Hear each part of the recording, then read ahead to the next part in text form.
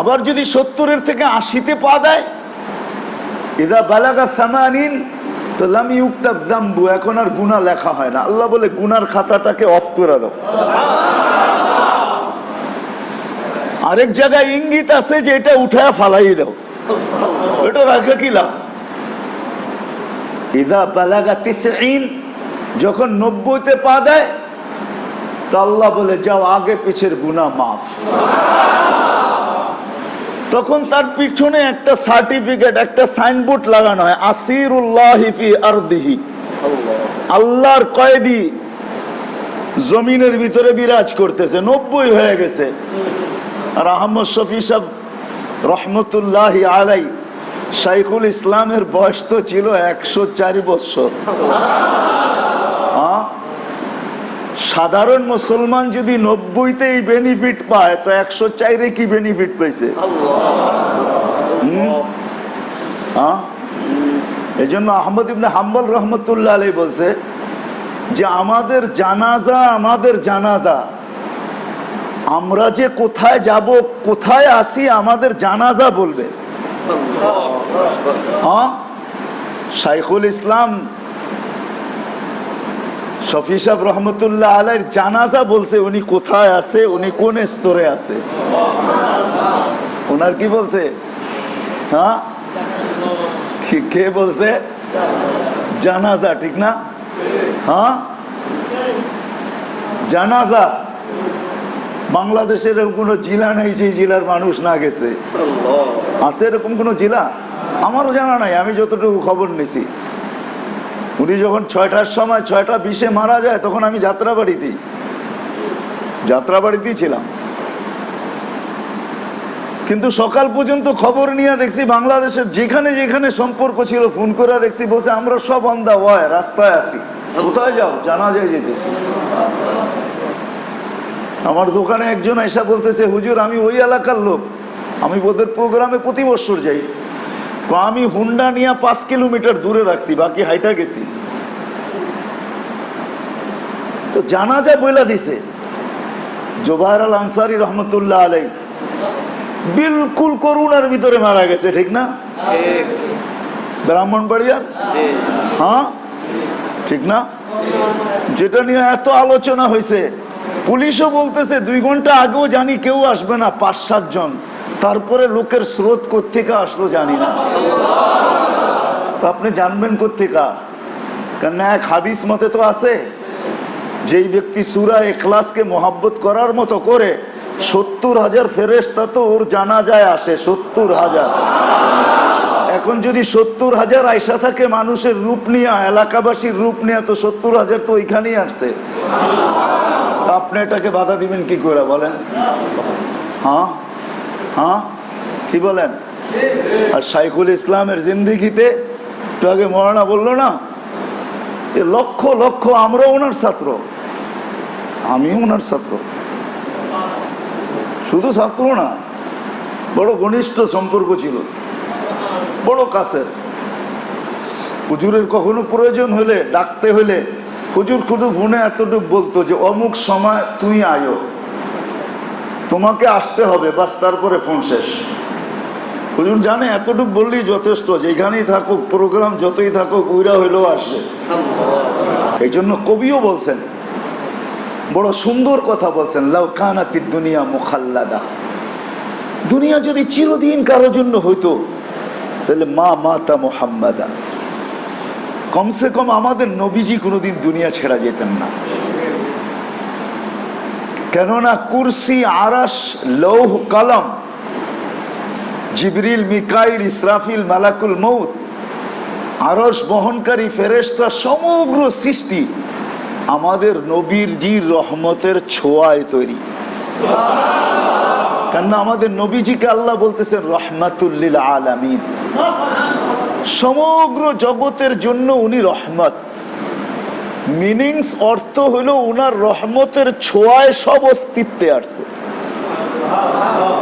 এই জন্যই কোন কোন জায়গায় লেখা আছে যে আপনি না হইলে কিছুই হইতো না, আমি কিছুই তৈরি করতাম না। আপনি না হইলে কিছুই তৈরি হইতো না। আদম আলাইহিস সালামকে এক জায়গায় আল্লাহ বলছিলেন, লাউলাহু লামা খালাকতুকা ইয়া আদম, যার নাম তুমি জিজ্ঞাসা করতেছো, শোনো, এ যদিও তোমার সন্তান, কিন্তু এ না হইলে তুমিও হইতা না। না, আমাদের নবীজির জন্ম 12ই রবিউল আউয়ালেও যদি, কিন্তু আমাদের নবীজির মানুষের জীবনী জন্ম থেকে শুরু হয়, মৃত্যুতে শেষ হয়ে যায়। আমাদের নবীজির জীবনী এরকম না। আমাদের নবীজির জীবনী রোজে আজল থেকে শুরু হয়েছে, জান্নাতে যে শেষ হবে। এটা জন্মের ঠিকানা, জন্মের থেকে শুরু না, এটা ভুল। কেন আমাদের নবীজি তো সমগ্র সৃষ্টি হওয়ার আগেও ছিলেন।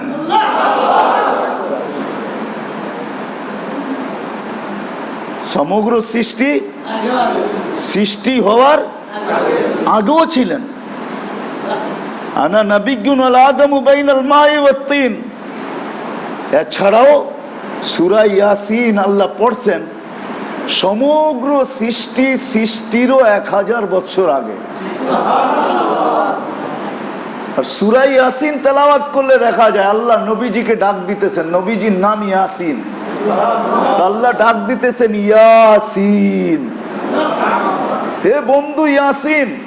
পরের শব্দ হলো বুঝার মতো, ইন্নাকা, ওই ব্যক্তিকেই বলা চলে যে সামনে বসা আছে। ইন্নাকা, আল্লাহ যেন সামনে বসায় বলতেছে, ইন্নাকা লামিনাল মুরসালিন, নবীজি আপনাকে আমি নবী বানায় প্রেরণ করলাম।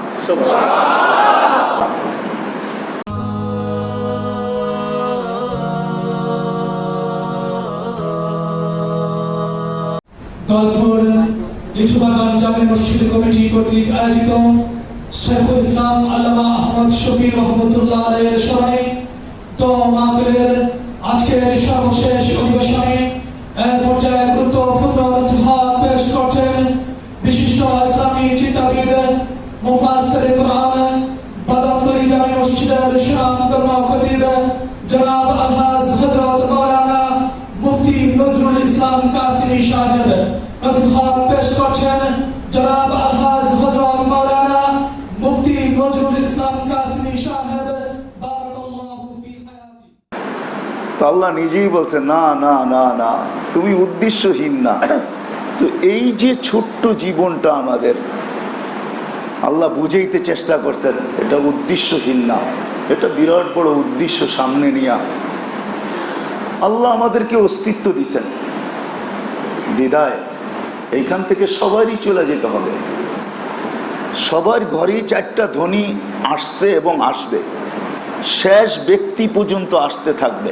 আমার ঘরের শেষ ব্যক্তি পর্যন্ত প্রত্যেকের ঘরে এই 4টা ধ্বনি অবশ্যই আসতে থাকবে। শেষ ব্যক্তি যেদিন উঠে যাবে, হয়তো আমার ঘরে আর এই ধ্বনিটা আসবে না। ধ্বনি বোঝেন তো, এই আওয়াজটা আসবে না। কোনো বাড়িতে যখন মারা যায় কেউ, তো প্রথম একজন ফেরেশতা এসে ধ্বনি দেয়, আওয়াজ দেয়। যদিও আমাদের কর্ণগোচর হয় না, আমরা বুঝি না, ওই আওয়াজ আমাদের কান পর্যন্ত পৌঁছে না, বা ধ্বনিটা আমাদের কানে বাড়ি খায় না, কেননা ওরকম যন্ত্রই নাই, ওরকম কানই অর্জন করতে পারি না। যদি পারতাম তাহলে অবশ্যই শুনতাম। দেখেন, পিপিলিকার কিন্তু কোনো ভাষা নাই, কিন্তু সুলাইমান আলাইহিস সালাম পিঁপড়ার ভাষাও জানতেন, কিন্তু পিঁপড়ার কিন্তু কোনো ভাষা নাই। পিঁপড়ার ভাষা কি জানেন? পিপিলিকার মাথার উপরে দেখবেন 2টা কাঠির মতো আছে, এই 2টা যখন ঘর্ষণ করে আপোষে, তো এই ঘর্ষণ দ্বারা ফায়ার হয়। এই ঘর্ষণের মাধ্যমে পিঁপড়া আরেক পিঁপড়াকে বুঝায় সে কি বলতে চাইতেছে। সুলাইমান আলাইহিস সালাম কিন্তু এই ঘর্ষণের ভাষাও বুঝতেন। তো আমরা আজকে শুনি না, কিন্তু শেষ ব্যক্তি পর্যন্ত আমার ঘরে এই ধ্বনি আসবে।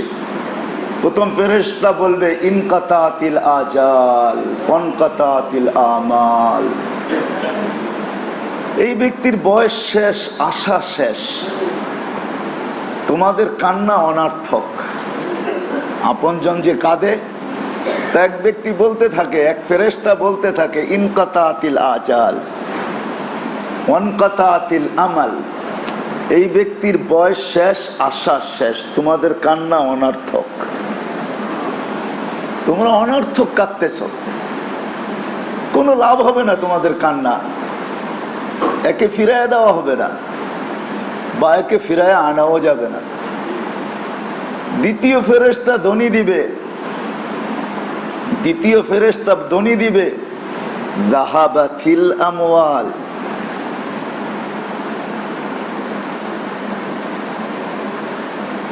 দ্বিতীয় ফেরেশতা ধ্বনি দিবে, আওয়াজ দিবে।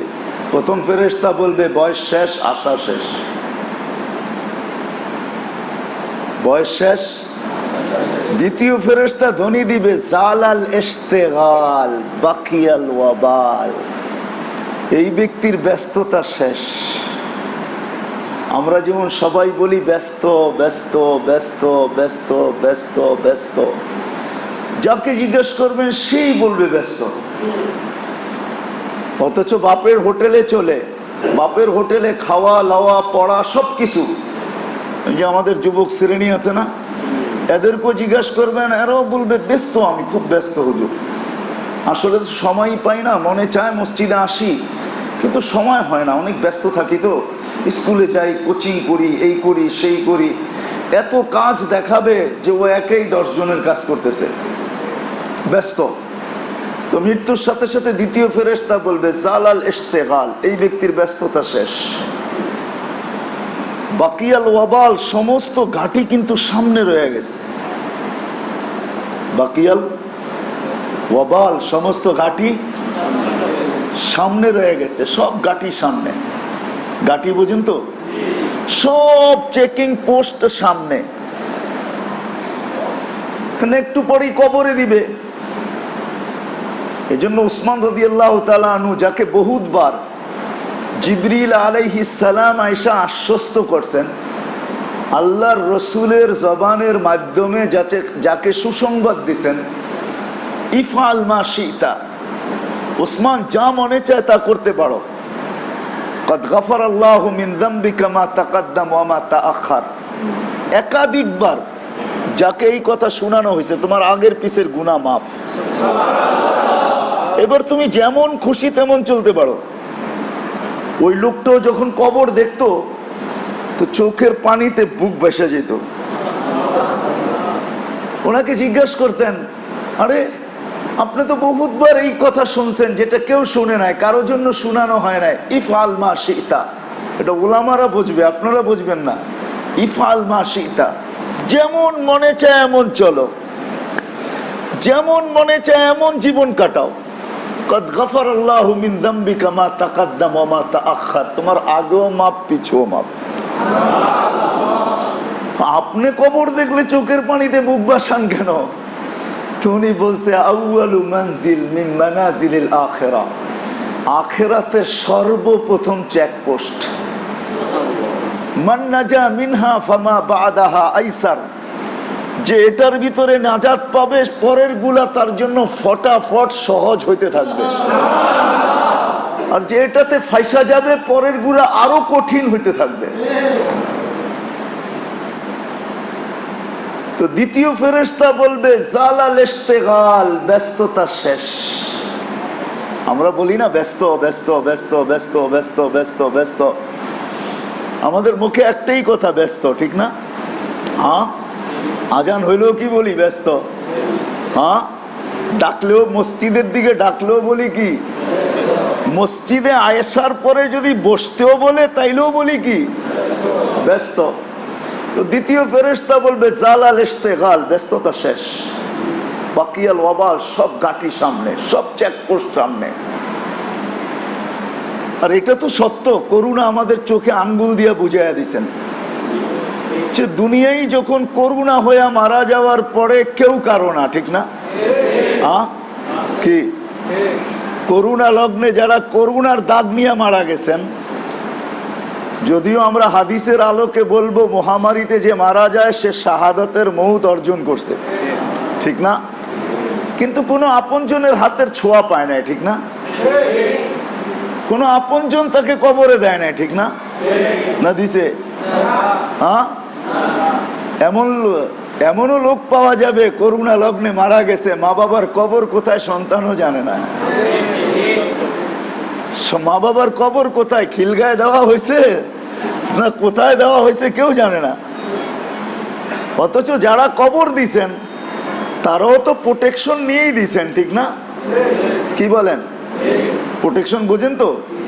তারা পিপি পরছে, গ্লাভস পরছে, মাস্ক পরছে, চশমা পরছে, যা আছে আর কি ওইটা পরেই তো তারা দিছে, ঠিক না? হ্যাঁ, ইচ্ছা করলে তো সন্তানরাও এটা পড়া দিতে পারতো, ঠিক না? আত্মীয় স্বজনও তো বলতে পারতো যে ঠিক আছে এগুলো আমরাই পড়া নিব, তোমরা সরো, আমাদেরটা আমরাই দেই, ঠিক না? হ্যাঁ, কিন্তু কেউ দেখতেও যায় না, ঠিক না? তাহলে বুঝা গেল দুনিয়াতেই আল্লাহ বুঝাইতে চাইতেছে কেউ কারো নয়। সামনে যতগুলা ঘাঁটি আসতেছে, দ্বিতীয় ফেরেশতা যেটা বলবে যে সমস্ত চেকপোস্ট সামনে, ওইখানে কেউ কারো না, ওইখানে কেউ কারো না, কেউ কারো না। যদিও আজকে দেখা যায় যে আমার ডাকে অনেক লোক চলে আসে, যদিও আজকে দেখা যায় আমার অনেক হিতাকাঙ্ক্ষী, যদি আজকেও দেখা যায় আমার পক্ষে অনেক লোক, কিন্তু মরার সাথে সাথে দেখা যাবে কেউ কারো না, কেউ কারো না। যাক, তৃতীয় ফেরেশতা ধ্বনি দিবে যাহাবাতিল আমওয়াল, তোমার সম্পদ তোমার হাতছাড়া, তোমার সম্পদ তোমার সম্পদ আছে কিন্তু হাতছাড়া। তোমার মন মতো কাফনের কাপড় কিনা হবে না, দুনিয়ার সবচেয়ে সস্তা কাপড় তোমার জন্য কিনা হবে, ঠিক না? তোমার সম্পদ হাতছাড়া। যাহাবাতিল আমওয়াল বাকিয়াতিল আমাল, আমল তোমার সাথে আছে। তো ওই ফেরেশতা একটু বেশি বলবে, আমল তোমার সাথে, ইনকানা খায়রা ফা খায়রা, যদি ভালো হয় তাহলে তুমি আর দুনিয়াতে কতটুকু দেখছো, আসল দেখা তো একটু পরে শুরু হবে। দুনিয়াতে আর কতটুকু দেখছো, দুনিয়াতে আর মায়া মমতা শ্রদ্ধা ইজ্জত, এটা দুনিয়াতে আর কতটুকু দেখছো, দেখা হবে একটু পরে, একটু পরেই শুরু হবে, ঠিক না? একটু পরেই শুরু হবে। বিনা আমি লম্বা করতে চাইতেছি না, একটু পরেই কিন্তু শুরু হবে।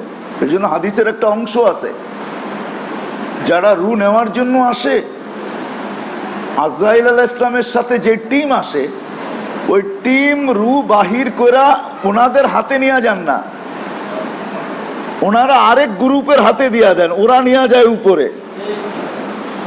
ওনাদেরকে হুকুম হয় যে কুমু সুফুফান ইলা কবরিহি ওয়াস্তাকবিলুহু, তোমরা কবর পর্যন্ত লাইন ধরে দাঁড়াও আর গার্ড অব অনার দাও আমার বন্দাকে। Guard of honour, guard of honour কে দিবে? কে? কারা দিবে? মানুষ? কে? ফেরেশতা। গার্ড অব অনার দাও। কুমু সুফুফান ইলা কবরিহি ওয়াস্তাকবিলুহু,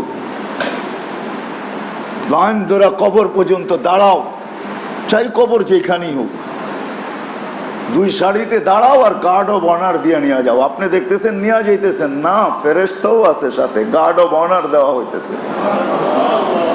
এই জন্যই তো উলামারা বলে নেককারের যখন লাশ নিয়ে যাওয়া হয় তো লাশ ভিতর থেকে চিৎকার দেয়, দেরি করলে, গাড়ির জন্য অপেক্ষা করলে, হাঁটতে ধীর গতিতে হাঁটলে লাশ বলে কদ্দিমুনি কদ্দিমুনি, তাড়াতাড়ি করো তাড়াতাড়ি করো। কেন তোমরা দেরি করতেছ? তাড়াতাড়ি করো, সব অপেক্ষা করতেছে আমার জন্য, তাড়াতাড়ি করো। কদ্দিমুনি কদ্দিমুনি, জলদি করো। কি হুজুর হাদিসে আছে না নাই? তাড়াতাড়ি করো। আর যদি বদকার হয় তাহলে বলে ওয়াইলাকুম ইলা আইনা তুকাদ্দিমুনি, তোমাদের বিনাশ হোক, কোথায় নিয়ে যাইতেছো? তোমরা দিবে আর আমার সাইজ শুরু হয়ে যাবে, আমাকে সাইজ করা শুরু হবে। সাইজ বুঝেন? আমাকে সাইজ করা শুরু হবে। তো যেটা বলতেছিলাম, তৃতীয় ফেরেশতা বলবে সম্পদ সব হাতছাড়া, আমল তোমার সাথে, ভালো হলে ভালো, ভালো হলে দুনিয়ার দেখছো কি, সামনে দেখবা কত ভালো। ভালো কাকে বলে, কত প্রকার। এই জন্যই তো রু বাহির করার সময় আশ্বস্ত করবে ইলা রাউহিন ওয়া রাইহান, চলো ইলা রাউহিন ওয়া রাইহান, চলো এরকম জগৎ যেটা সুখ শান্তিতে ভরা। ইলা রাউহিন ওয়া রাইহান, যেটা সুখ শান্তি সুগন্ধি যা চাও তুমি, বর্ণনা অতীত সুখ শান্তিতে ভরা এরকম জগতে চলো। ইলা রব্বিন গায়রি গজবান, চলো এরকম মালিকের কাছে যে তোমার উপরে রাগান্বিত না, বরং তোমার সাক্ষাতে যিনি আগ্রহী রাখে। এই জন্য আরেক হাদিসে আছে, যখন কোন মুসলমান নেককারের বয়স 70 হয়ে যায়, তো ইদা বালাগা 70, যখন 70-এ পা দেয়, তো আহাব্বাল্লাহু ইলাইহিল ইনাবা, তো আল্লাহ বলে আর কত, হাফ সেঞ্চুরির উপরে হয়ে গেছে, 70-এ পা দিলি, এখন আর থাকার দরকার কি, আমার কাছে আয়। তা আল্লাহ তার প্রত্যাবর্তনে আকাঙ্ক্ষী হয় যে আমার কাছে চলে আয়, আমার কাছে চলে আয়, আমার কাছে চলে আয়, আমার কাছে চলে আয়। কেননা আমাদের বয়সেরও একটা বেনিফিট আছে, ওইদিকে আমি যেতেছি না। আবার যদি 70-এর থেকে 80-তে পা দেয়, ইদা বালাগা 80, তো লাম ইউকতাব যামবু, এখন আর গুনাহ লেখা হয় না। আল্লাহ বলে গুনার খাতাটাকে অফ করে দাও। আরেক জায়গায় ইঙ্গিত আছে যে এটা উঠায় ফালাই দাও, এটা রাখা কি লাভ। ইদা বালাগা 90, যখন 90-তে পা দেয়, তো আল্লাহ বলে যাও আগে পিছের গুনাহ মাফ। তখন তার পিছনে একটা সার্টিফিকেট, একটা সাইনবোর্ড লাগানো হয়, আসিরুল্লাহি ফি আরদিহি, আল্লাহর কয়েদি জমিনের ভিতরে বিরাজ করতেছে, 90 হয়ে গেছে। আর আহমদ শফি সাহেব রহমতুল্লাহি আলাই, শাইখুল ইসলামের বয়স তো ছিল 104 বছর। সাধারণ মুসলমান যদি 90-তেই বেনিফিট পায়, তো 104-এ কি বেনিফিট পাইছে? এই জন্য আহমদ ইবনে হাম্বল রহমতুল্লাহ আলাইহি বলছে যে আমাদের জানাজা, আমরা যে কোথায় যাব, কোথায় আসি, আমাদের জানাজা বলবে। শাইখুল ইসলাম শফি সাহেব রহমতুল্লাহ আলাইহির জানাজা বলছে উনি কোথায় আছে, উনি কোন স্তরে আছে। ওনার কি বলছে? হ্যাঁ, কে বলছে? জানাজা, ঠিক না? হ্যাঁ, জানাজা। বাংলাদেশের এরকম কোনো জেলা নেই যে জেলার মানুষ না গেছে। আছে এরকম কোনো জেলা? আমারও জানা নাই, আমি যতটুকু খবর নিছি। উনি যখন 6টার সময় 6:20-এ মারা যায়, তখন আমি যাত্রাবাড়িতেই ছিলাম। কিন্তু সকাল পর্যন্ত খবর নিয়ে দেখছি বাংলাদেশের যেখানে যেখানে সম্পর্ক ছিল, ফোন করে দেখছি, বলছে আমরা সব অন দা ওয়ে, রাস্তায় আছি। কোথায় যাও? জানাজায় যেতেছি। আমার দোকানে একজন এসে বলতেছে, হুজুর আমি ওই এলাকার লোক, আমি ওদের প্রোগ্রামে প্রতি বছর যাই, আমি হুন্ডা নিয়ে 5 কিলোমিটার দূরে রাখছি, বাকি হাইটা গেছি। তো জানাজা বইলা দিছে। জোবায়ের আল আনসারী রহমতুল্লাহ আলাইহি বিলকুল করুণার ভিতরে মারা গেছে, ঠিক না? ব্রাহ্মণবাড়িয়া, হ্যাঁ ঠিক না? যেটা নিয়ে এত আলোচনা হয়েছে, পুলিশও বলতেছে 2 ঘন্টা আগেও জানি কেউ আসবে না, 5-7 জন। তারপরে লোকের স্রোত কোত্থেকে আসলো জানি না। তো আপনি জানবেন কোত্থেকা? কারণ এক হাদিস মতে তো আছে, যেই ব্যক্তি সূরা ইখলাসকে মোহাব্বত করার মতো করে 70,000 ফেরেশতা তো ওর জানাজায় আসে। 70,000। এখন যদি 70,000 আয়সা থাকে মানুষের রূপ নিয়ে, এলাকাবাসীর রূপ নিয়ে, তো 70,000 তো ওইখানেই আসছে। আপনি এটাকে বাধা দিবেন কি করে বলেন? হ্যাঁ, কি বলেন? আর শাইখুল ইসলামের জিন্দেগিতে একটু আগে মৌলানা বললো না যে লক্ষ লক্ষ, আমরা ওনার ছাত্র, আমিও ওনার ছাত্র। শুধু ছাত্র না, বড় ঘনিষ্ঠ সম্পর্ক ছিল, বড় কাছের। হুজুরের কখনো প্রয়োজন হলে, ডাকতে হলে, হুজুর শুধু ফোনে এতটুকু বলতো যে অমুক সময় তুই আয়ো। তোমাকে আসতে হবে, বাস, তারপরে ফোন শেষ। হুজুর জানে এতটুকু বললেই যথেষ্ট, যেখানেই থাকুক, প্রোগ্রাম যতই থাকুক, উইরা হইলেও আসবে। আসলে যেটা বলতেছিলাম, তৃতীয় ফেরেশতা যেটা বলে যে তোমার সম্পদ হাতছাড়া, আমল তোমার সাথে আছে, ভালো হলে ভালো দেখবা কাকে বলে, আবার খারাপ হইলেও দেখবা খারাপ কাকে বলে। খারাপ আর কি দেখছো তুমি দুনিয়াতে? যাক, চতুর্থ ফেরেশতা বলে, চতুর্থ ফেরেশতা, তুবা লিমান কানা মাতআমুহু মিনাল হালাল। সুসংবাদ ওই ব্যক্তির জন্য যে এই ছোট্ট জীবনটা হালালই ভক্ষণ করছে, হারামে কোনোদিন চোখ উঠায় নাই, হাত বাড়ায় নাই। ওয়া ইশতিগালুহু লিখিদমাতি জুল জালাল, আর এই ছোট্ট জীবনটাকে আল্লাহর দাসত্বে কাটায়া দিছে। তো যেখান থেকে আমি বাহির হয়ে গেছি, যে আমাদের ছোট্ট জীবনটায় সবচেয়ে বড় প্রয়োজন যেটা আমাদের সামনে আসতেছে, সবচেয়ে বড় প্রয়োজন, দুনিয়ার প্রয়োজনগুলো আসলে প্রয়োজন না।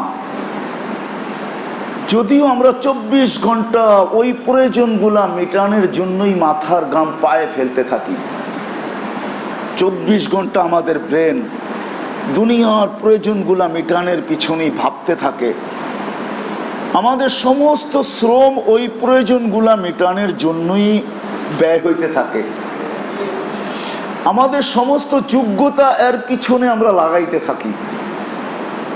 কিন্তু আসলে একটা প্রয়োজন আমাদের সবার সামনে আসতেছে, যেটা আখিরাত, মৌতের পরের প্রয়োজন। বিধায় আমি কথা শেষ জায়গায় চলে আসছি। আল্লাহ এই উম্মতের জন্য সুযোগ দিছেন, যে উম্মতের প্রত্যেক ব্যক্তি সে দুনিয়ার থেকে যাক আর যাবে, এটাই সত্য, এখানে কারো থাকার সুযোগ নাই।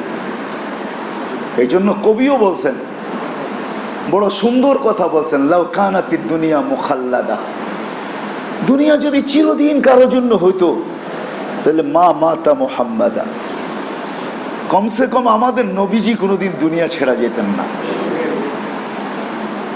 কেননা কুরসি, আরাশ, লৌহ, কলম, জিবরিল, মিকাইল, ইসরাফিল, মালাকুল মউত, আরশ বহনকারী ফেরেশতা, সমগ্র সৃষ্টি আমাদের নবীজির রহমতের ছোঁয়ায় তৈরি।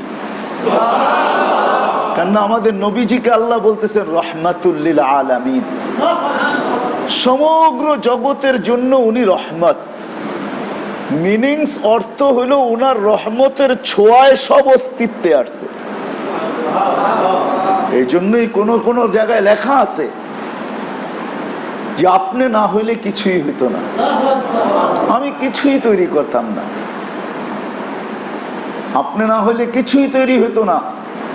আদম আলাইহিস সালামকে এক জায়গায় আল্লাহ বলছিলেন, লাউলাহু লামা খালাকতুকা ইয়া আদম, যার নাম তুমি জিজ্ঞাসা করতেছো, শোনো, এ যদিও তোমার সন্তান, কিন্তু এ না হইলে তুমিও হইতা না।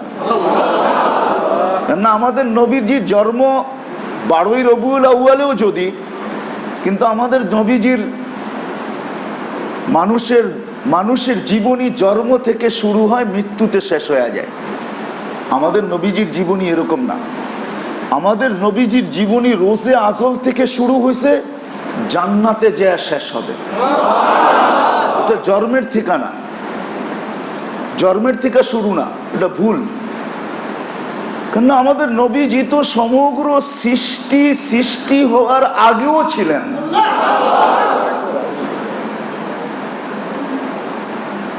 সমগ্র সৃষ্টি হওয়ার আগেও ছিলেন। আনা নবিয়্যুন আল আদমু বাইনাল মাই ওয়াত তিন। এছাড়াও সূরা ইয়াসিন আল্লাহ পড়ছেন সমগ্র সৃষ্টিরও 1000 বছর আগে। আর সূরা ইয়াসিন তেলাওয়াত করলে দেখা যায় আল্লাহ নবীজিকে ডাক দিতেছেন, নবীজির নাম ইয়াসিন, আল্লাহ ডাক দিতেছেন ইয়াসিন, হে বন্ধু ইয়াসিন। পরের শব্দ হলো বুঝার মতো, ইন্নাকা, ওই ব্যক্তিকেই বলা চলে যে সামনে বসে আছে। ইন্নাকা, আল্লাহ যেন সামনে বসায় বলতেছে ইন্নাকা লামিনাল মুরসালিন, নবীজি আপনাকে আমি নবী বানায় প্রেরণ করলাম। আজকে যেরকম মজমা হইতেছে না, কনফারেন্স না, এটা মজমা না, এরকম মজমা দুইবার হয়েছে আল্লাহর ওইখানে। কয়বার? কয়বার? দুইবার। একবার আমরা সবাই ছিলাম, আলাস্তু বিরাব্বিকুম ক্বালু বালা, মজমা শেষ। আল্লাহ জিজ্ঞেস করছে আলাস্তু বিরাব্বিকুম ক্বালু বালা, আমরা সবাই ছিলাম, আপনি ছিলেন, আমি ছিলাম, সবাই ছিলাম। আরেকবার কনফারেন্স হয়েছে, ওইখানে শুধু নবী আর রসুলরা ছিল, আর কেউ ছিল না, কারো অনুমতি ছিল না। লাম্মা ইয়াতিকুম রাসূল, ওইখানে শুধু নবী আর রসুল ছিল, আর কেউ ছিল না। বক্তা ছিলেন আল্লাহ, আলোচ্য ছিল শানে রেসালাত, আমাদের নবীজির শান। আলোচ্য বিষয় ছিল কি? শানে, শানে কি? আল্লাহ বলছে আমার সমস্ত নবী রসুলদেরকে বলছে আমার রসুল আসবে। সুম্মা ইয়াতিকুম রাসূল, তোমাদের কাছে আমার রসুল আসবে। এখন আল্লাহকে যদি প্রশ্ন করি, আল্লাহ রসুল তো 313 জন, রসুল কয়জন? আপনি কইতে এটা কোন রসুল? তা আল্লাহ বলে শোনো, কোন রসুল? রসুল 313 হোক, কিন্তু এই শব্দ আমি কাউকে দেই নাই। রসুল 313, কিন্তু এই শব্দ আমি কাউকে, কারো কলেমার ভিতরে দেই নাই। এই শব্দ কারো কলেমার ভিতরে? ইব্রাহিম লা ইলাহা ইল্লাল্লাহ, ইব্রাহিম লা ইলাহা ইল্লাল্লাহ, মুসা লা ইলাহা ইল্লাল্লাহ, ঈসা লা ইলাহা ইল্লাল্লাহ, আদামু। এরকম প্রত্যেক নবীরটা ভিন্ন, কিন্তু আমাদের নবীরটা হলো লা ইলাহা ইল্লাল্লাহ মুহাম্মাদুর রাসূলুল্লাহ। আল্লাহ বলে এই শব্দই কাউকে দেই নাই আমি। তো তোমাদের প্রশ্নই ঠিক না। রসুল শুধু আমার নবী মুহাম্মাদুর রাসূলুল্লাহ। উনি যখন আসবে কনফারেন্স, তো ভুলে গেছি, যাইতেছি আমি ওইদিকে, ওইদিকে যাইতেছি। মেরে দোস্ত, মেরে দোস্ত, দুনিয়ার থেকে চলে যেতে হবে, ঠিক না? থাকার সুযোগ এখানে যদি থাকতেন আল্লাহ রসুলই থাকতেন, ঠিক না? আমাদের নবীজিই থাকতেন। উনি যখন থাকেন আর কারো, কিন্তু আল্লাহ এই উম্মতকে বুঝাইতে চাইতেছে তুমি চলে যাবে, যাও, কিন্তু খাতা বন্ধ করে যাও না, তোমার আমলনামার খাতা অফ করে যাও না। শফি সাহেব রহমতুল্লাহ আলাই, শাইখুল ইসলামের দোয়া আলোচনার কোনো প্রয়োজন নাই। নজরুল ইসলাম যতদিন থাকবে আর যত বন্দেগি করবে, শাইখুল ইসলামের আমলনামায় অটোমেটিক যাবে, আলোচনা করি আর না করি। শাইখুল ইসলামের রুহানি সন্তান যতজন আছে যারা ওনার কাছে পড়ছে, ওনারা যতদিন আমল করবে শাইখুল ইসলামের আমলনামায় অটোমেটিক যাবে। শাইখুল ইসলাম খাতা খুইলা থুয়ে গেছে, এটা বন্ধ করার কোনো রাস্তা কারো কাছে নাই। এই জন্যই আমি আপনাদেরকে বুঝাইতে চাইতেছি, আল্লাহ এই উম্মতের জন্য সুযোগ দিছে। তুমি চলে যাবে বটে, থাকার সুযোগ তোমার নাই, কিন্তু তুমি তোমার খাতাকে বন্ধ করে যাও না। তোমার খাতাকে, খাতা বোঝেন তো, তোমার আমলনামাকে অফ করে যেও না। এই জন্য আল্লাহ মানুষকে 3 ভাগে ভাগ করছেন। কয় ভাগে? 3 ভাগে ভাগ করছেন, 3 শ্রেণীতে ভাগ করছেন। হাদিস এটাই বুঝাইতে চাইতেছে, 3 শ্রেণীতে ভাগ করতেছেন। এক ব্যক্তির কাছে এলেমও নাই, সম্পদও নাই, কিন্তু সন্তান আছে। তাকে আল্লাহ বুঝাইতে চাইতেছে তুমি চলে যাবে, তোমার খাতা যেন বন্ধ না হয়ে যায়। এই জন্য তুমি সন্তানকে সুসন্তান বানায়া যাও, আবার তাদেরকেও শিখায়া যাও তারাও যেন সন্তানকে সুসন্তান বানায়া যায়।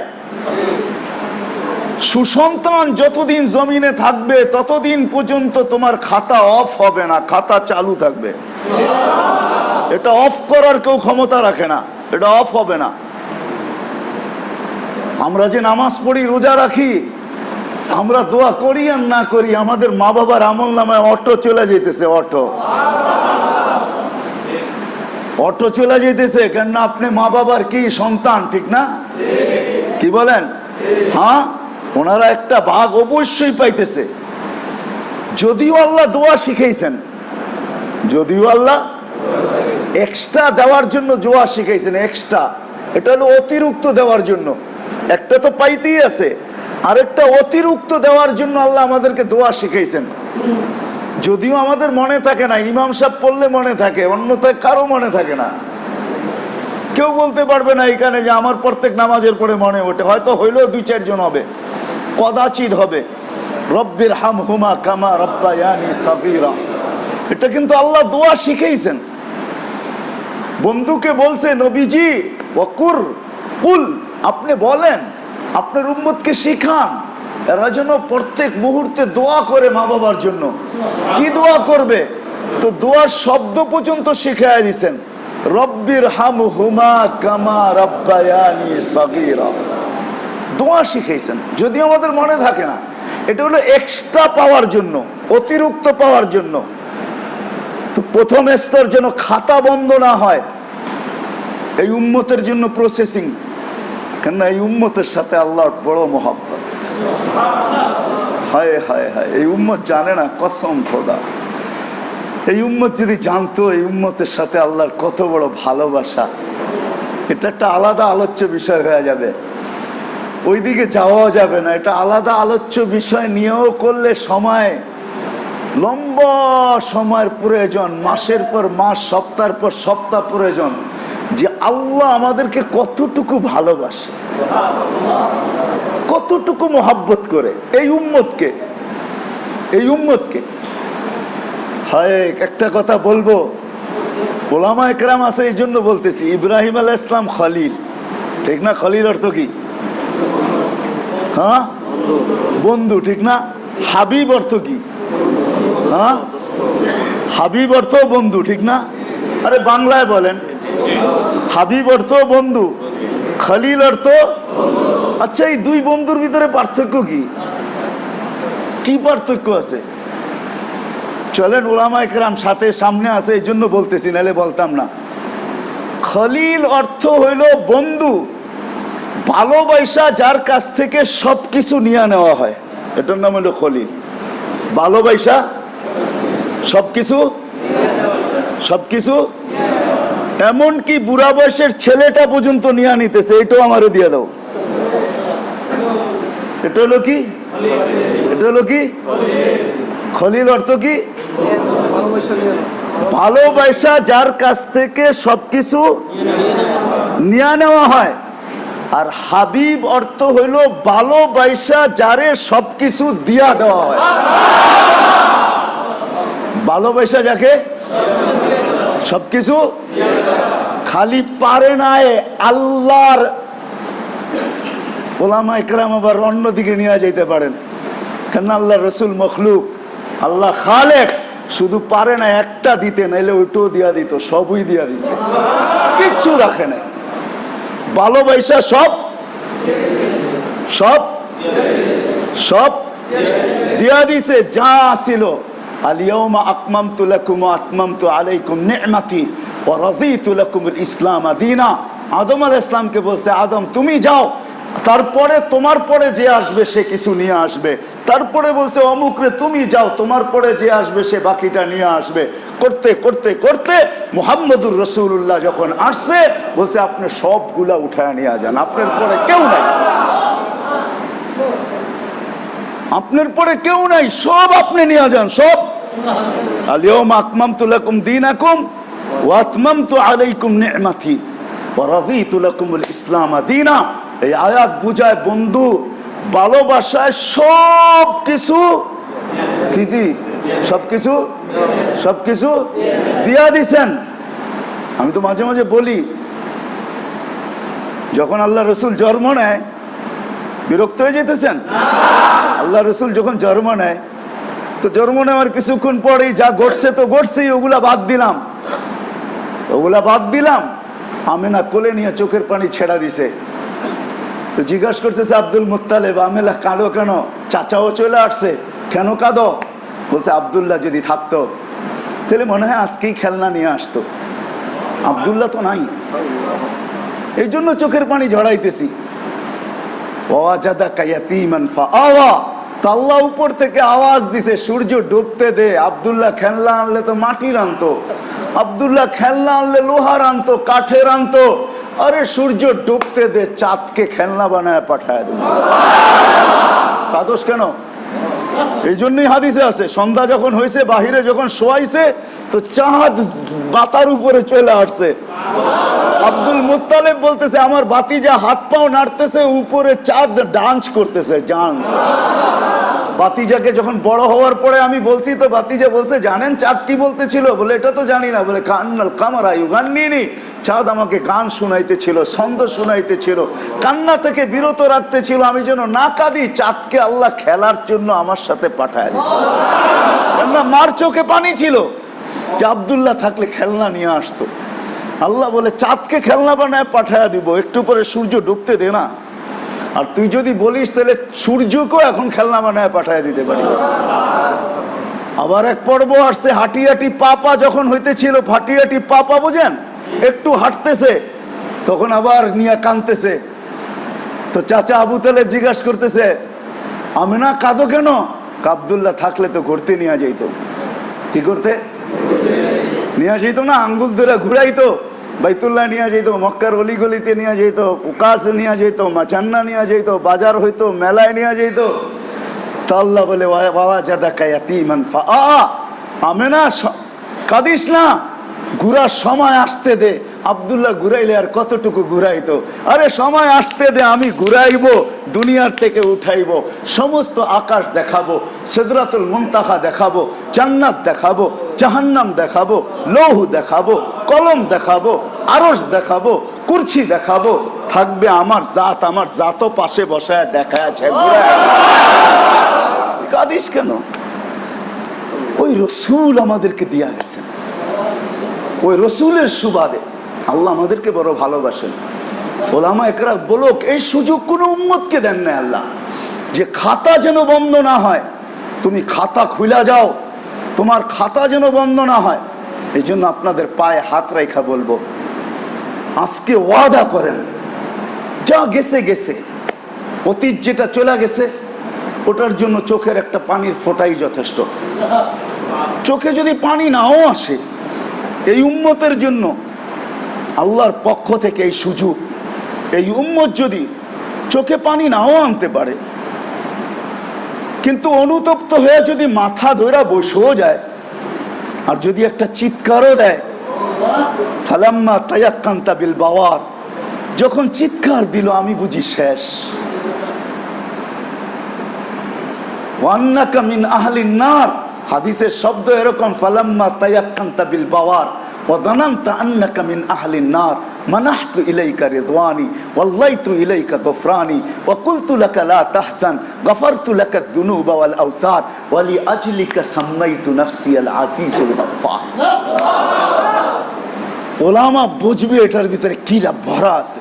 এই উম্মতের জন্য, এই উম্মত যদি কাঁদতেও না পারে, পরেশান হয়া, লজ্জিত হয়া, চিন্তিত হয়া যদি মাথা ধরা বসা পড়ে, আর যদি বলে হায় আমি শেষ, আমি বুঝি জাহান্নামে চলে গেলাম, তো আল্লাহ বলে তুই এই শব্দ বাহির করতে দেরি, আমার রহমতের জোশ আসতে দেরি করে না। কেননা তুমি আমার হাবিবের উম্মত, আমার বন্ধুর উম্মত। আর হাবিব ওকেই বলে, আবার মনে রাখেন, হাবিব ওকেই বলে ভালোবাসায় যাকে সবকিছু মনে থাকে উজাড় করে দিয়া দেওয়া হয়, কিচ্ছু রাখে না, সব দিয়া দিছে,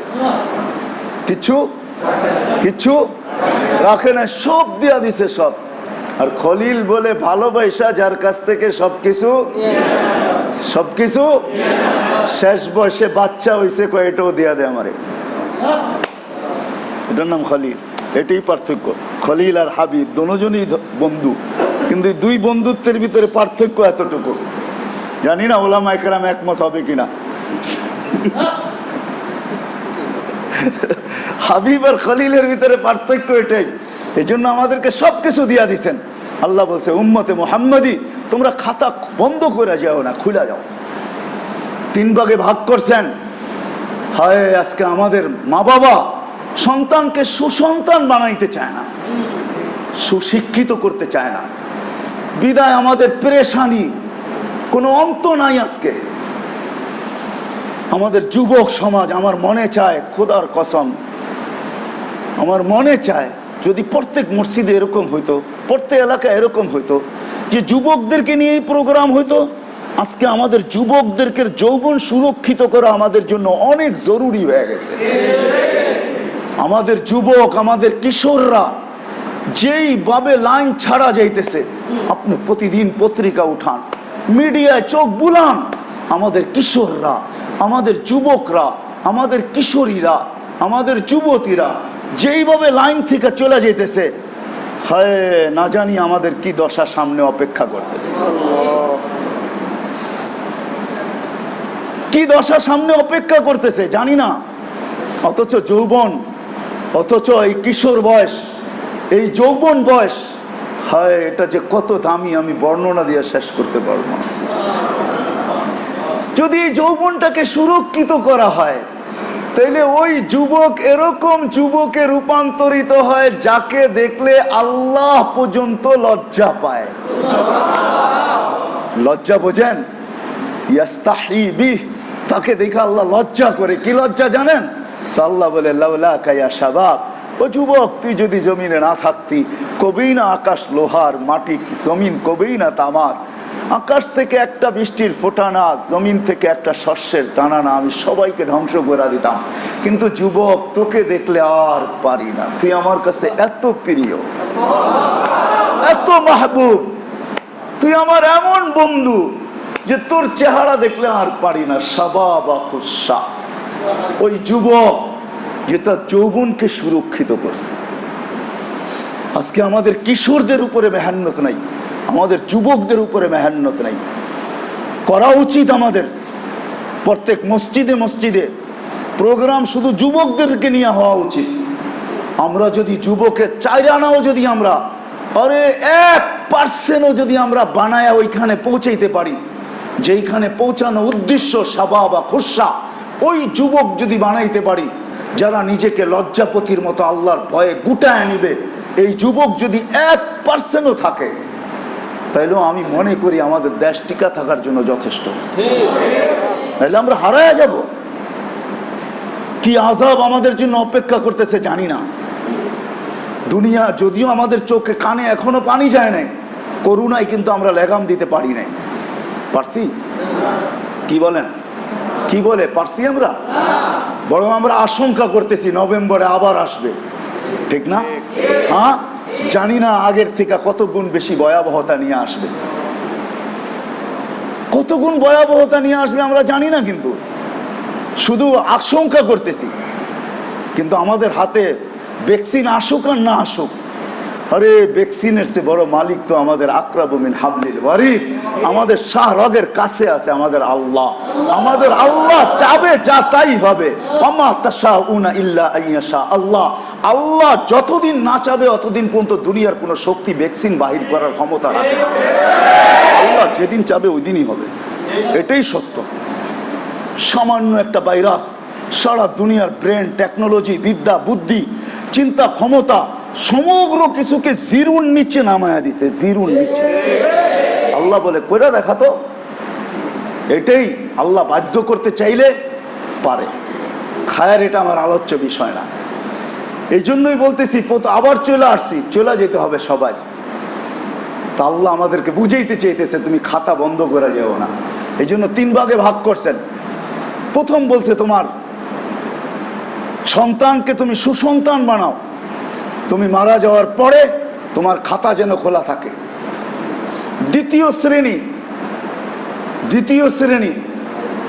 শ্রেণী যাদের কাছে মাল আছে তাদেরকে বলছে শুনো, তুমি যদি সন্তান না করতেও পারলা তাহলে তোমার মালকে সঠিক জায়গায় লাগাও, মালের দ্বারা যেন তুমি তোমার খাতাকে খুলে যেতে পারো। স্থানও দেখায় দিছে কোথায় কোথায় লাগাবে, তুমি স্থানগুলাকে ইন্ডিকেটর করছে, এই জায়গায় লাগাও তুমি। এই মসজিদে যে 1 টাকা লাগাইছে, যতদিন মসজিদ আছে এখান থেকে বেনিফিট সে কবরে বসে পাইতেই থাকবে। জিজ্ঞাস করেন উলামায়ে কেরাম, 1 টাকা আলা পাবে না? হ্যাঁ, না 1 লাখ আলা পাবে, না 1 কোটি আলা পাবে? 1 টাকা আলাও তো পাবে। আরে 1 টাকা পারে না, ইটটা উঠায়া খালি লাগায়া দিছে, সেও তো পাবে। হ্যাঁ পাবে। কি হুজুররা একমত? আপনাদের ফতুয়া ঠিক? তো বলে তুমি তোমার খাতাকে বন্ধ করো না, হাজারো রাস্তা দেখায় দিছেন। আজকে এক মৃত্যু, যিনি দুনিয়ার থেকে চলে গেছে, ওনার আলোচনায় আমরা উপস্থিত হয়েছি বিদায় আমি এটাই বাইসা নিছি যে আমাদেরকে সুযোগ দিছেন আল্লাহ, এই উম্মতকে তুমি খাতা বন্ধ করে যাও না। দ্বিতীয় হলো তোমার সম্পদ। এখন সম্পদ বলতে অনেক কিছু বোঝায়, শুধু এটাই সম্পদ না। মা রাযাকানা, যা আল্লাহ আমাদেরকে দিয়েছেন, কেউ যদি শ্রমও দিয়া থাকে এটাও সম্পদ। শ্রম দিছে, তুমি তোমার শ্রমকে, কেউ বুদ্ধি দিছে, এটাও সম্পদ। যা কিছু আল্লাহ আমার ভিতরে রাখছে পুরাটাই সম্পদ। তো বলছে এটাকে তুমি সঠিক জায়গায় ব্যয় করা যাও, এরকম এরকম জায়গায় ব্যয় করো যেখানে ব্যয় করার দ্বারা তোমার খাতা বন্ধ না হয়। তৃতীয় হলো, আমি শর্ট করলাম, তৃতীয় হলো যেটা শাইখুল ইসলাম আহমদ শফি সাহেব রহমতুল্লাহ আলাই উনি করে গেছেন, যে ইলমুন ইয়ানতাফিউ বিহি, ওই ইলম যেটা শিখছে আসমানি ইলম, এটা হাজারো দিলের ভিতরে ছড়ায়া দিয়ে গেছেন, লক্ষ দিলের ভিতরে ছড়ায়া দিয়ে গেছেন। যেই লক্ষ্য, এটা এরকম প্রদীপ, এরকম প্রদীপ যেখান থেকে প্রদীপ জ্বলতেই থাকবে, কিয়ামত পর্যন্ত জ্বলতেই থাকবে, আর কোনোদিন এই প্রদীপ নিভবে না। এটা এরকম প্রদীপ যেটাকে ফুদিয়া নিবানো যায় না। ইউরিদুনা আন ইউতফিউ নূরাল্লাহি বিআফওয়াহিহিম, ওটাকে কোনোভাবে নিবানো যায় না, কোনোভাবে নিবানো যায় না। চায়না চেষ্টা করছে কমিউনিজমের মাধ্যমে যে এলেম না থাকুক, অথচ চায়নায় আপনি ঘুরলে দেখবেন ইংলিশ জাননেওয়ালা খুব কম পাবেন। ইংলিশ জানে এরকম লোকের সংখ্যা খুব, কিন্তু আপনি যদি বলেন চায়নায় আরবি জানে, এরকম লোকের সংখ্যা লক্ষ লক্ষ পাবেন। চায়নায় 40 কোটি মুসলমান। কত কত? 40 কোটি। দুনিয়ার 1/3 মুসলিম চায়নায়। যদিও চায়নার থেকে কোনো সার্কুলেশন নাই, এখানে কত মুসলিম আছে, কিন্তু আমি সফরের দ্বারা বলতেছি, আমার কাছে ডাটা আছে 40 কোটি মুসলমান চায়নায়, আর 40 কোটি হানাফি, লক্ষ লক্ষ আলেম। তা আমি জিজ্ঞেস করছি, তোমরা এই এলেম শিখলা কি কইরা, এই প্রদীপ তোমরা ধরে রাখলা কি কইরা? তো বলছে এটা তো ওই প্রদীপ যেটা নিবানো যায় না। আমরা ঘুরা ঘুরা শিখছি, আন্ডারগ্রাউন্ডে পড়ছি, মাটির নিচে, একজন উস্তাদ একজন ছাত্র, একজন উস্তাদ 2 জন ছাত্র। আজকে এই বাড়িতে পড়ছে, কালকা ওই বাড়িতে, পরশু ওই বাড়িতে, তরশু ওই বাড়িতে, এরকম ঘুরা ঘুরা 365 দিন 365 জায়গায় ঘুরা ঘুরা প্রদীপ জ্বালাইছে, জ্বালাইতে জ্বালাইতে জ্বালাইতে জ্বালাইতে আজকে লক্ষ লক্ষ উলামায়ে কেরাম। শাইখুল ইসলাম আহমদ শফি সাহেব তো ওই প্রদীপ জ্বালায় থুয়ে গেছেন, ওই প্রদীপ জ্বালায় থুয়ে গেছেন যেটার থেকে প্রদীপ কিয়ামত পর্যন্ত জ্বলতেই থাকবে। তো আল্লাহ পাক এই হাদিস দ্বারা সর্বসাধারণ থেকে নিয়ে শাইখুল হাদিস পর্যন্ত, মুফতি মুহাদ্দিস পর্যন্ত, দুনিয়ার সমস্ত স্তরের মানুষকে এই 3 শব্দের ভিতরে নিয়ে আসছেন এই উম্মতকে, যে সমস্ত আমল বন্ধ হয়ে যাবে কিন্তু 3টা বন্ধ হবে না। এটাই তো হাদিস। হ্যাঁ, ইল্লা সালাস, এই 3 ধরনের আমল বন্ধ হবে না। আল্লাহ বুঝাইতে চাইতেছে উম্মতে মুহাম্মাদি, সব দুনিয়ার উম্মতরা মরে গেছে, আমলের খাতা বন্ধ হয়ে গেছে, কিন্তু তোমরা আমার বন্ধুর উম্মত, আর আমার বন্ধু হলো হাবিব, আর হাবিবের অর্থ হলো যার ভালোবাসায় সবকিছু দিয়া দেওয়া হয়। আমি তোমাদেরকে সবকিছু দিয়া দিছি, বিদায় আমি চাই না তোমাদের খাতা বন্ধ হোক, বিদায় তোমাদের খাতা যেন চলতে থাকে। এই জন্য আমি 3 ভাগে বিভক্ত করলাম যে প্রথম, সন্তানকে সুশিক্ষিত করো, সন্তানকে সুশিক্ষিত করো, দিনদার বানাও। আজকে যদি একটা স্তর ছিল, ওই স্তর পর্যন্ত যদি আমরা আমাদের সন্তানদেরকে হেফাজত করতাম। আমি কখনো কখনো বলি যে এই ব্যক্তিকে 4টা সন্তান দিছে, কয়টা?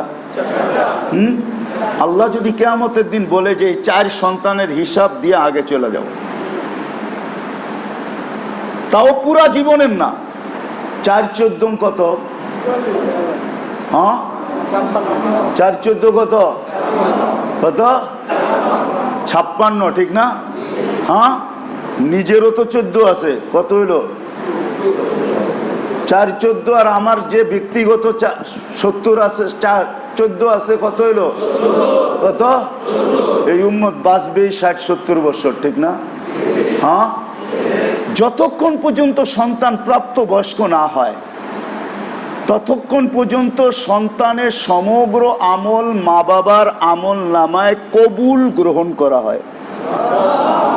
কি উলামায়ে কেরাম ভুল বলতেছি? হ্যাঁ, তার তো খাতা নাই, খাতা আছে? যতক্ষণ পর্যন্ত সাবি হাত্তা ইয়াবলুগ রুফিয়াল কালাম আনিস সাবি, বাচ্চার থেকে কলম উঠানো যতক্ষণ পর্যন্ত সে প্রাপ্ত বয়স্ক না হয়, আর 14 বছর লাগে প্রাপ্ত বয়স্ক হইতে। তাইলে 4×14 = 56।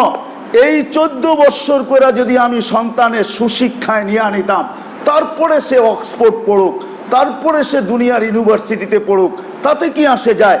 এই 4 যদি নিয়ে আনিতাম, তাহলে 56 বছরের জীবন আমার কাছে সুরক্ষিত হইতো। আমার তো একটা 14 আছে, মিলায়া 70 বছর হয়ে যেত। আর এই উম্মত তো বাঁচবেই 60-70 বছর, এর বেশি যারা বাঁচবে তাদের সংখ্যা বহুত কদাচিৎ, বড় অল্প। এটা তো আল্লাহর রসুলেরই ঘোষণা। বিদায় 4 সন্তানওয়ালাকে যদি আল্লাহ বলে যে 4×14 হিসাব দিয়া দাও, যে এই 14 বছর যেটা শুধু আর শুধু তুমি তোমার কাছে নিতে পারতে, যেই পর্যন্ত তার খাতা খোলে নাই, কলম উঠানো ছিল, তুমি ইচ্ছা করলে তোমার কাছে নিতে পারতে, পুরো আমল নামা তোমার কাছে নিয়ে নিতে পারতে। তাইলে এই 14 এই 4×14 তুমি কোথায় লাগাইছো এটা বলো, এটার হিসাব দাও, তারপরে আগে চলো। এই জন্য খাতা খোলার জন্য, খাতা যাতে বন্ধ না হয়, আসেন হাতের থেকে চলে গেছে, সামনে যতটুকু আছে এটার জন্য সবাই আজকে ওয়াদা করি যে না, আর খাতা বন্ধ করার সুযোগ হাতছাড়া করব না। যদি ওটা সম্ভব না করলে, কোন জায়গায় লাগাইলে, কোন জায়গায় রাখলে আপনার খাতা আর বন্ধ হবে না, ওই জায়গাগুলো তালাশ করেন, ওলামাদের কাছ থেকে শিখেন। ওই জায়গায় চুপে চুপে কিছু রাইখা এসা মুস্কি হাসি দিতে পারেন। আপনি যদি জিজ্ঞাসা করে তুমি কেন মুস্কি হাসি দিলা, বলে বুঝবেন না আপনি, এমন জায়গায় রাইখা আসছি খাতা আর বন্ধ হবে না, আমার খাতা চলতে থাকবে। যদিও আমিও কবরে চলে যাই, কিন্তু আমার আমল ঠিক থাকবে, খাতা আমার চালু থাকবে, খাতা আমার। আমি কখনো কখনো বলি, এই উম্মত যদি 80 বছর বাইচা কবরে যায় না, আর আল্লাহ যদি জিজ্ঞেস করে কতদিন ছিল, 80 বছর, হিসাব দাও, তো সে উল্টা আল্লাহকে বলতে পারে আগে 1 রাত্রের হিসাব দিয়া নেই, বাকিটা পরে দিব। যদি আল্লাহ বলে 1 রাত্রের হিসাব দিয়া নেই, বাকিটা পরে দিব, মানে বলে লাইলাতুল কদরই তো ছিল 83 বছর 6 মাস, আমি দুনিয়ায় ছিলাম 80 বছর, 80 থেকে 80 বাদ দেন, তারপরও তো 3.5 বছরের পাওনা আছি আপনার কাছে, ওইটা দিয়া দেন, ওটুক দিয়েই আমার চলবো, আমার আর বেশি লাগবে না। সুযোগ তো আছে। প্রথম স্তর যদি হাতছাড়া হয়ে যায় থাকে, তাহলে দ্বিতীয় স্তরে আসেন। দ্বিতীয় স্তরের পরে আর তৃতীয় স্তরটা, ওটা একটা বিশেষ ব্যক্তিত্বদের জন্য, যাদেরকে আল্লাহ দিছেন, যাদেরকে আল্লাহ এলেম দিছেন, আসমানি এলেমের ওয়ারেস বানাইছেন, তাদের জন্য এটা হলো তৃতীয় স্তর, যে তারা প্রদীপ জ্বালায় চলে যাবে, মানুষের দিলের উপরে প্রদীপ জ্বালাবে, এমন প্রদীপ জ্বালাবে যে প্রদীপ কোনোদিন নিভবে না। যে প্রদীপ কোনোদিন বন্ধ করা যাবে না। এটাই আল্লাহ বলছেন, ইউরিদুনা লিউতফিউ নূরাল্লাহ ওয়াল্লাহু মুতিম্মু নূরিহি। বলে ওই প্রদীপ কোনোদিন নিভানো যাবে না, ওই কোনোদিন নিভবে না। ওইটাই শাইখুল ইসলাম আল্লামা শফি সাহেব রহমতুল্লাহ আলাই ওই প্রদীপ জ্বালায় চলে গেছেন। ওটা কোনোদিন কেউ নিভানোর ক্ষমতা রাখে না। ওনার জন্য দোয়ার প্রয়োজন হবে না, দোয়া অটোমেটিক ওনার কাছে যাইতে থাকবে, ওই প্রদীপের আলো ওনার কাছে পৌঁছতে থাকবে। বাকি আপনি আজকে স্বাধীনতা দিছে বিদায় যা কিছু তা বলতে পারি। মানুষকে আল্লাহ বেশি স্বাধীনতা দেন নাই, 5টা স্বাধীনতা দিছেন বিদায়, একটা বাকশক্তির স্বাধীনতাও দিছেন, যা খুশি তা মানুষ বলতে পারে। যদি বাকশক্তির স্বাধীনতা না দিতেন তাহলে কেউ নাস্তিক হওয়ার ক্ষমতা ছিল না, কেউ নাস্তিক হইতে পারতো না, কেউ আল্লাহর বিরুদ্ধে বলতে পারতো না, কারো আল্লাহর বিরুদ্ধে বলার কোনো ক্ষমতা ছিল না। কি পারতেন বলতে? হ্যাঁ, কি বাক স্বাধীনতা যদি আল্লাহ না দিতেন বলতে পারতেন? নাস্তিক আপনি, তৈরি করছে কে? বাক শক্তি দিছে কে?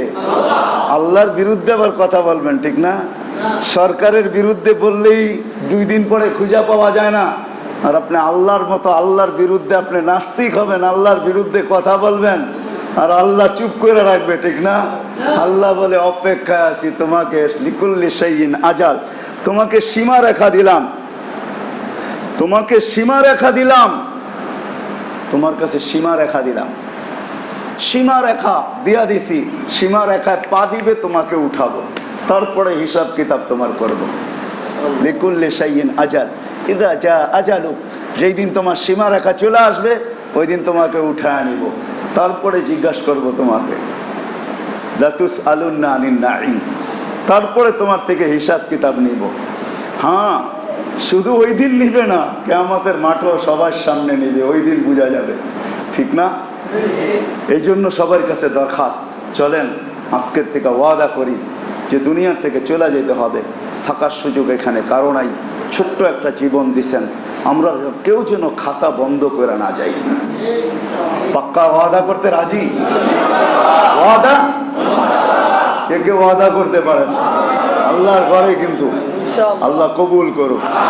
বিশেষ করে আমি যুবকদেরকে বলবো, কিশোরদেরকে বলবো, তোমরা ওয়াদা করো, তোমাদের যৌবনকে আর পানির দামের চেয়েও কম দামে বিক্রি করো না। তোমাদের যৌবনের মুহূর্তগুলো অনেক দামি, তুমি জানো না কত দামি, তোমাকে আমি বুঝাইতে পারতেছি না, এটার জন্য আলাদা আলোচ্য বিষয় দরকার ছিল।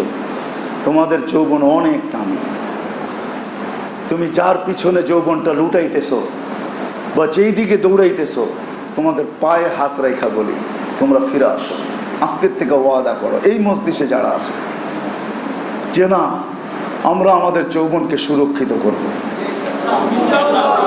করবা? পাক্কা? হ্যাঁ, এটার জন্য তোমাদেরকে 2টা কাজ করতে হবে, এটার জন্য তোমাদেরকে 2টা কাজ করতে হবে। একটা হলো খারাপ পরিবেশ ত্যাগ করতে হবে, সবসময় ন্যাক পরিবেশে থাকতে হবে। আর ন্যাক পরিবেশের ভিতরে সবচেয়ে উত্তম পরিবেশ হলো মসজিদ, এর চেয়ে কোনো উত্তম পরিবেশ নেই। 2টা জিনিস যদি তুমি করতে পারো, একটা হলো ন্যাক পরিবেশকে আজকের থেকে তুমি নির্বাচিত করে নিবা, যে আমি কোনো খারাপ পরিবেশে কোনোদিন যাব না, চাই যা বলে তা হোক। আর দুনিয়ায় সবচেয়ে ন্যাক পরিবেশ হলো মসজিদ, তুমি তোমার সম্পর্ক মসজিদের সাথে করো। আর দ্বিতীয় হলো ন্যাক সঙ্গ, কোনো খারাপ সঙ্গের সাথে আমি চলবো না। এই জন্য কোরআন হুকুম দিছে কুনু মা সাদিকিন, সদা সর্বদা ন্যাক সঙ্গ, খারাপ সঙ্গে চলো না, ন্যাক সঙ্গ। যদি একা চলতে হয় তো একা চলো, কিন্তু খারাপ সঙ্গের সাথে চলো না। সবসময় ন্যাক সঙ্গ তালাশ করো, যে ন্যাক সঙ্গ তুমি কোথায় পাবে। আর দুনিয়াতে হক্কানি উলামাদের চেয়ে ন্যাক কোনো সঙ্গ নেই। বর্তমান যুগে হক্কানি উলামাদের চেয়ে ন্যাক কোনো সঙ্গ নাই। হক্কানি উলামাদের চেয়ে ন্যাক কোনো সঙ্গত বর্তমানে দুনিয়াতে নেই। তুমি উলামাদের সাথে থাকো, হক্কানি উলামাদের সাথে। শোনো একটা কথা বলি, লোহা কাঠে কোনোদিন চুম্বুক লাগে না, কাঠে কোনোদিন, চাই কাঠ যতই দামি হোক, কাঠে কোনোদিন চুম্বুক লাগে না। দুনিয়াতে এরকম দামি কাঠ আছে যার স্কোয়ার ফিট বহুত দামি, যার 1 স্কোয়ার ফিট কাঠ দিয়া কয়েক কেজি লোহা কিনুন যায়। লোহা 60 টাকা, 55-56 টাকা কেজি, ঠিক না? হ্যাঁ, কিন্তু চুম্বুক কিন্তু লোহাই লাগে, ঠিক না? যদি তুমি তোমাকে চুম্বুক বানাইতে চাও তাহলে তুমি লোহা হয়ে যাও, চুম্বুকের সাথে নিজেকে লাগায়া রাখো। 1 দিন 2 দিন 3 দিন, একদিন দেখবে তোমার ভিতরে চুম্বুকের আকর্ষণ আসা শুরু হয়ে গেছে। চুম্বুক যদি, লোহা যদি চুম্বুকের সাথে লেগা থাকে তাহলে এটা হলো বর্তমান জামানার হক্কানি উলামায়ে কেরাম। এরা হলেন চুম্বুক, এদের ভিতরে আকর্ষণ শক্তি আছে। ন্যাক সঙ্গ, এদের চেয়ে ন্যাক সঙ্গ দুনিয়াতে কেউ নাই। এদের সোহবত এখতিয়ার করো, এদের সাথে থাকো। থাকতে থাকতে থাকতে থাকতে তুমি দেখবে, আমি 2-4টা দৃষ্টান্ত আপনাদের এখানে বুদ্ধিমান মানুষকে দিতে পারবো। আশরাফ আলী থানভী রহমতুল্লাহ আলাইহির সঙ্গ পাওয়ার কারণে ডক্টর আব্দুল হাই, যিনি মৃত্যুর লগ্ন পর্যন্ত প্র্যাকটিস করছেন, ডাক্তার ছিলেন, রুগী দেখতেন, ওনার কিতাব এখন কওমি মাদ্রাসায় পড়ানো হয়, ওসওয়ায়ে হাসানা, ঠিক না? থানভী রহমতুল্লাহ আলাইহির সাথে থাকতে থাকতে থাকতে থাকতে ওনার লেখা, উনি থানভী রহমতুল্লাহ আলাইহির খলিফা। আরে মিজানুর, প্রফেসর মিজানুর রহমান সাহেবকে চিনেন? দেওনার হুজুর, হ্যাঁ, উনি আবরাউল হক সাহেবের খলিফা, উনি প্রফেসর, কাপাসিয়া ইনু কলেজের প্রফেসর ছিলেন, এখনো প্রফেসর। উনি আবরাউল হক সাহেবের সোহবতে থাকতে থাকতে খেলাফত পাইছেন। এখন ওনার খলিফা হইল অলিপুরি সাহেব, ওনার খলিফা, দেওনার হুজুরের খলিফা, দেওনা হুজুরের খলিফা প্রফেসর, ওনার খলিফা হইল নূর ইসলাম অলিপুরি, খালিদ সাইফুল্লাহ আইয়ুবী, ওনার খলিফা। হক্কানি ওলামাদের সাথে যুবকদেরকে তোমাদের পায়ে হাত রেখা বলবো, আমি আমার মিশন নিতে চাইতেছি এখন, যে আমার মন চায় সারা বাংলাদেশে ঘুরি আর যুবকদেরকে জমা করি। আমার ভিতরে যতটুকু দিছে আমি আমার দেশের যুবকদেরকে, আমার বাসাবাসী, আমার দেশের, আমার মাটির, এদের পায়ে ধরে হইলো আমি এদেরকে ফিরাই, এদের যৌবনকে সুরক্ষিত করি। এরা কোথায় যৌবনকে বিলাইয়া দিতেছে, কোথায় বিনষ্ট করতেছে? যে যৌবনের দাম আল্লাহ দিতে চাইতেছেন, কিনতে আল্লাহ চাইতেছেন। বিদায় তোমাদেরকে বলতেছি, তোমরা যদি চাও যে আমাদের যৌবন সুরক্ষিত করব, তাহলে 2টা কাজ তোমাদেরকে করতেই হবে। প্রথম হলো ন্যাক, ন্যাক, ন্যাক, ন্যাক পরিবেশ। আর মসজিদের চেয়ে উত্তম কোনো ন্যাক পরিবেশ নাই। আল্লাহর রাস্তার থেকে ন্যাক কোনো উত্তম পরিবেশ নাই। হক্কানি পীরের খানকার চেয়ে উত্তম কোনো পরিবেশ নাই। হয়তো আল্লাহর রাস্তার পরিবেশ ধরো, নাহলে মসজিদের পরিবেশ ধরো। আর দ্বিতীয় হইল সৎসঙ্গ। হক্কানি ওলামাদের চেয়ে সৎসঙ্গ আর দুনিয়াতে কেউ নেই। বিদায় তোমাদের পায়ে কিন্তু আমি হাত রেখা বলতেছি, তুমি পাও নিয়ে আসো, আমি হাত রেখা দিব, কসম খোদার। তোমার দিকে দেখা, আখেরাতের দিকে দেখা, মুহাম্মদুর রাসূলুল্লাহর দিকে দেখা আমি তোমার পায়ে ধরতে রাজি আছি। তোমার পাও নিয়ে আসো, আমি পাও ধরবো। তোমাদের পায়ে হাত রেখা বলতেছি, তোমরা আজকে ওয়াদা করো, আমরা এই 2 জায়গার সাথে সম্পর্ক গড়ব, আমাদের যৌবনকে আমরা সুরক্ষিত করব। আমরা এরকম একটা এলাকা এখানে তৈরি করব, যে এলাকার যুবকরা রাস্তা দিয়ে যখন হাঁটবে তো আল্লাহ এদেরকে দেখে লজ্জা পাবে। রাজি? পাক্কা ওয়াদা? যুবকদেরকে বলতেছি, ওয়াদা তোমাদের, ওয়াদা? আল্লাহ কবুল করো। ওয়া মা আলাইনা ইল্লাল বালাগ।